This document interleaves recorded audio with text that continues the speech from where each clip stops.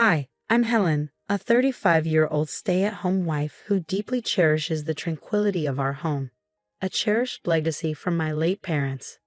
Before we dive in, please like and subscribe for more stories like mine. Now, let me share the turbulence hidden beneath the calm of my once peaceful life. The crisp autumn air did little to sweeten the bitterness of that evening. As Ted and his family gathered in our living room, the contrast between the serene leaves outside and the tension inside was stark.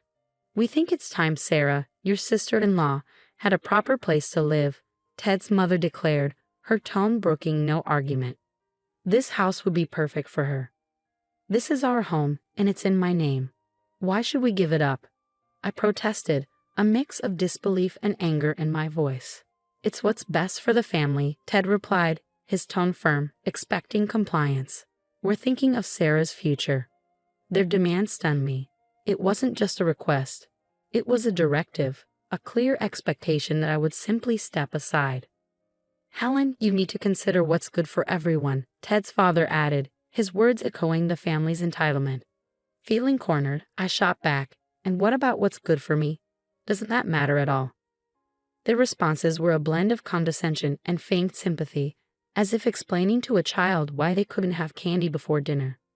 "You'll see, this will work out better for everyone," Ted's mother insisted, as if the decision was already made. The meeting ended in heavy silence on my part, their words lingering like a bad taste.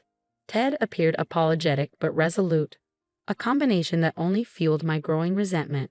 "Helen, please think about it for the family." Ted tried to soften the blow as his family left, leaving us alone with the remnants of a once happy evening turned sour. As the door closed behind them, the weight of the situation settled on my shoulders. This wasn't just about finding Sarah a place to live. It was a test of my limits, a clear sign that my independence was under siege. Watching the shadows dance across our living room floor, I knew this was just the beginning of a storm threatening to sweep away everything I held dear. "If you loved me, you'd see why this is so important," Ted pressed one evening as we cleared the dinner dishes. His plea cut sharply against the quiet clinks of porcelain. "Love isn't about giving up everything I am, or have just to suit your or your family's needs," I countered, feeling my patience wearing thin. "But it's just a house, Helen. We can find another place, make new memories," Ted insisted, his voice a mix of frustration and desperation. "A house you want me to give up for your sister while you offer me nothing in return but ultimatums." My voice broke, echoing louder than intended in the kitchen. The discussion went cold, the air between us thick with tension. That night, as I lay in bed, the reality of my marriage built on conditional love weighed heavily on me. The next morning, Lisa came over, finding me among the autumn blooms that seemed oblivious to the chill in my life. "They're bullying you, Helen. It's clear as day," Lisa said, sitting beside me on the bench. Her presence was a comforting contrast to the turmoil in my home. "It feels like I'm in a trap, Lisa. If I give in now, what will they ask for next?" My question hung in the air, more for myself than for her. "Stand your ground, Helen. This is your home, your sanctuary. You don't owe it to anyone, especially not as a blackmail payment." Lisa's advice was firm, her hand squeezing mine in solidarity. I nodded, a spark of resolve igniting within me. I knew I needed to defend my boundaries, even within my own marriage. "You have rights, and don't let anyone, especially not Ted, make you doubt that," Lisa had said, her gaze stern yet kind. Her words echoed through my mind as the days passed. Each attempt by Ted to sway me seemed to clash against the shield of determination I was building. "I need you to understand this isn't just about what I want. It's about respect," I told Ted one evening. No longer pleading, I was now firmly asserting our roles. Ted looked at me, perhaps for the first time truly seeing the resolve in my eyes. "I didn't realize it was this serious to you," he admitted, his voice softer, but it was too late for softness. "It is serious, Ted. It's not just about a house. It's about whether I'm a partner in this marriage or just a pawn in your family's games," I declared, the clarity of my stance crystallizing with each word. As the confrontation drew to a close, the air felt different, charged with the potential for change, whether together or apart. Whatever the outcome, I knew Lisa was right. This was about control, and I was no longer willing to be controlled. "If you don't agree, Helen, I don't see how our marriage can continue," Ted said coldly one afternoon, his ultimatum hanging heavily between us. Family unity? Or is it just about what your mother and you want, regardless of my feelings? I asked sharply, not only seeking his response, but also highlighting the unilateral decisions being forced upon me. This isn't just my decision. It's what's logical for everyone involved, Ted replied, trying to frame his assertiveness as rationality. Logical for whom, Ted? Because it certainly doesn't feel logical to me. The person whose name is on the deed. The person who inherited this house from her parents, I countered. The intensity of my own voice surprised me, a stark reminder of everything at stake. As the days passed, every conversation with Ted seemed to drive us further apart. His family's demands echoed in his words, overshadowing our shared history. Desperate for clarity and support, I reached out to Lisa again. You need to think about your future, Helen. This isn't just about a house. It's about how you're treated in this relationship, Lisa advised over coffee in her warm, inviting kitchen. Her words were sincere and forthright, a compass in the storm. I know, Lisa. I feel like I'm at a breaking point. It's not just about the house anymore. It's about respect and my autonomy. I confided, the weight of my reality sinking in. Then maybe it's time to consider what your life would look like without Ted. If he can't respect your autonomy, is that really the partnership you want to continue? Lisa's question wasn't just hypothetical. It was a call to action. Her question lingered in my mind, growing louder with each passing day. The thought of taking such a definitive step was daunting, yet increasingly necessary. One evening, as Ted brought up the topic again, I found the courage to confront the future. I felt a mixture of fear and resolve as I spoke. If this marriage can only continue on your terms and your family's terms, then maybe it's not a marriage I can stay in. My voice carried the strength of my inner determination. Are you saying you want a divorce? Ted's reaction was a blend of disbelief and anger, his facade of control slipping. I'm saying I want a marriage based on mutual respect and love, not ultimatums and control. If that's not possible, then yes, maybe a divorce is the only answer, I replied, each word measured to reflect the pain and empowerment of my decision. Ted was silent, his usual rebuttal absent as the weight of our conversation settled around us. The next days blurred with tension, each of us contemplating the potential end of our marriage. I took steps to protect my interests, meeting with a lawyer to discuss my options and prepare for possible legal battles. You have strong grounds to keep your property, and if it comes to divorce, to defend your rights, the lawyer assured me, her professionalism a stark contrast to the emotional chaos at home. Armed with legal advice and newfound determination, I readied myself for whatever lay ahead, whether reconciliation or separation. I was prepared to face it on my terms, no longer a bystander but the author of my own story. You've gone too far, Helen. How could you do this to us, to me?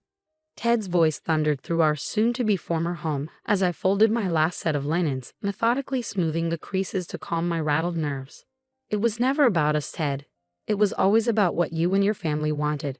I'm reclaiming my life, I replied, my voice calm and steady in contrast to his escalating anger. This is betrayal, Helen.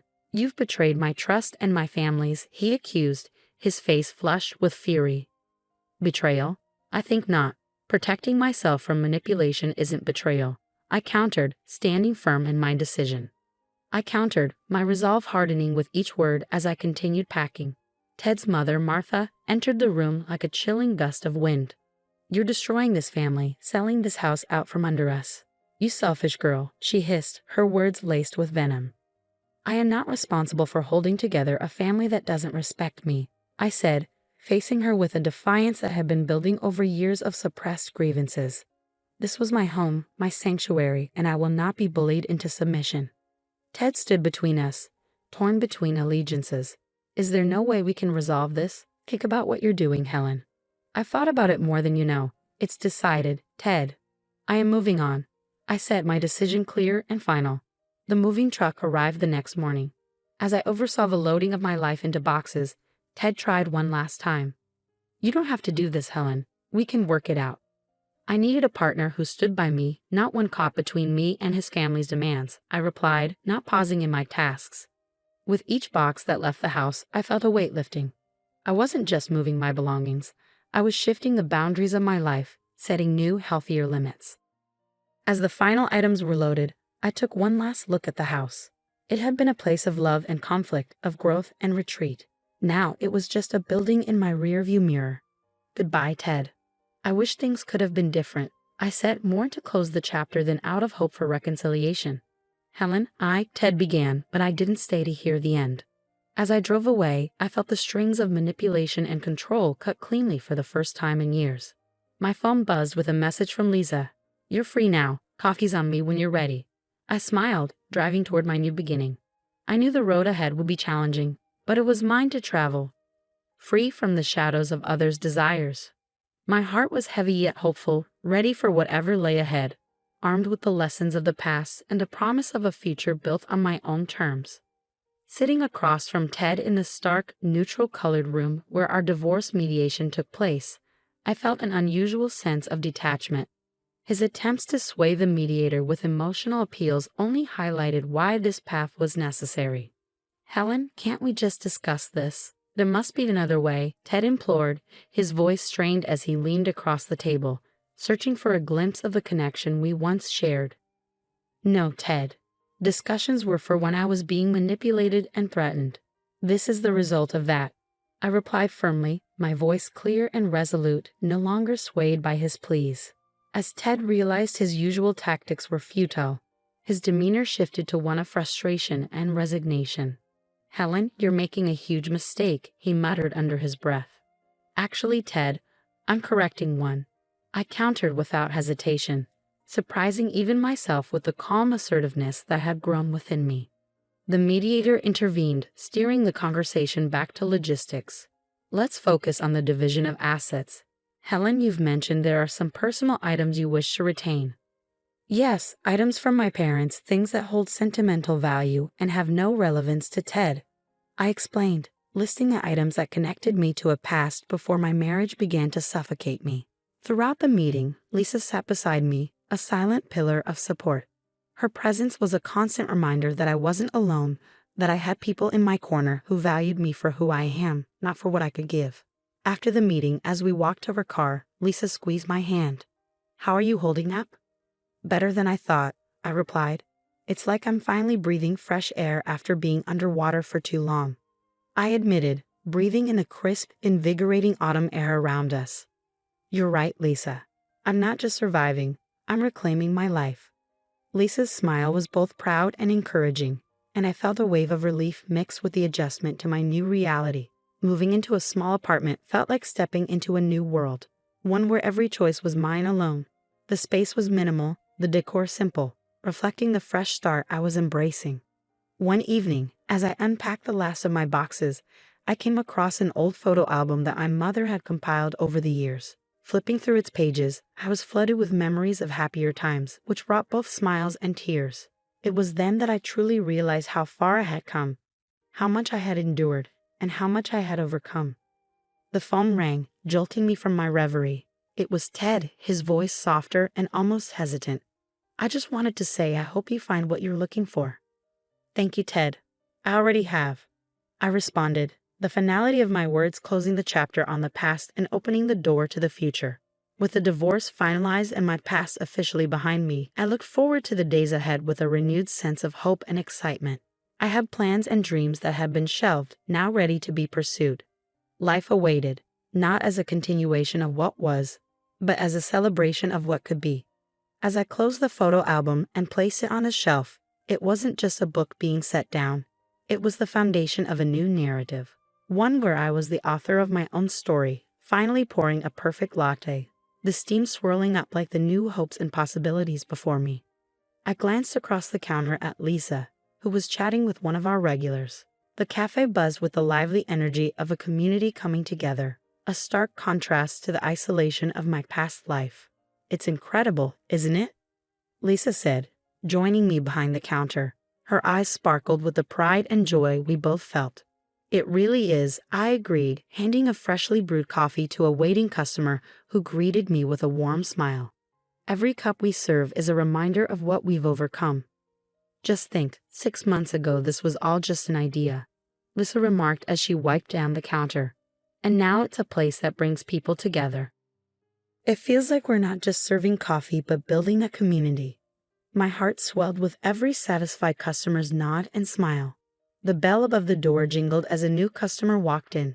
It was Mia, a young woman who had recently moved into the neighborhood. She approached the counter with a shy smile. "Good morning. Could I get the usual, please?" Maya asked, her tone friendly and familiar. "Of course, coming right up," I replied, starting on her drink. "How's the new job going?" "It's going well, thanks for asking. This place has become a part of my morning ritual. It's so comforting," Mia shared, her gratitude evident. Hearing this, I felt an immense satisfaction that went beyond just business success. Our cafe was touching lives, offering comfort and a sense of belonging. As the morning rush waned, Lisa and I took a moment to enjoy a coffee together. "We should think about hosting some events here, maybe live music nights or art shows," Lisa suggested, always thinking of ways to deepen our cafe's connection with the community. "I love that idea.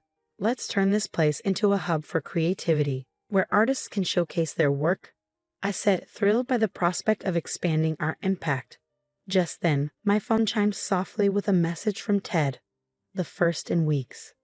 "I heard about the cafe. Congratulations. It seems like you're really making a new start." Reading the message, I felt a swirl of emotions. I typed back, "Thank you, Ted. It's a new chapter." The finality of our past relationship cast a bittersweet shadow over my new life. Putting my phone away, I turned back to Lisa. "So about the live music night, let's set a date. It's time to celebrate growth, creativity, and community." As the day went on, the cafe buzzed with the afternoon crowd, each person adding to the story of our place. Behind the counter, I found a comforting rhythm in the routine, each swirl of cream a symbol of my newfound peace. Closing the cafe that evening, I locked the door and stood outside, gazing through the large windows at the cozy space we had created. The journey from a life controlled by others to one where I was the master of my own destiny had been long and challenging. But as I turned the key and stepped into the cool evening air, I knew every difficult step was worth it. This wasn't just a new beginning. It was my reclamation of life, joy, and autonomy.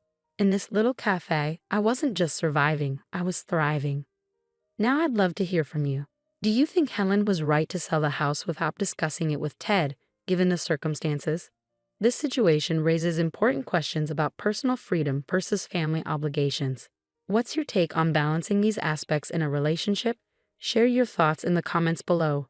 And if you enjoyed this story, please like the video and consider subscribing to the channel for more engaging content like this. Your support helps us keep these stories coming.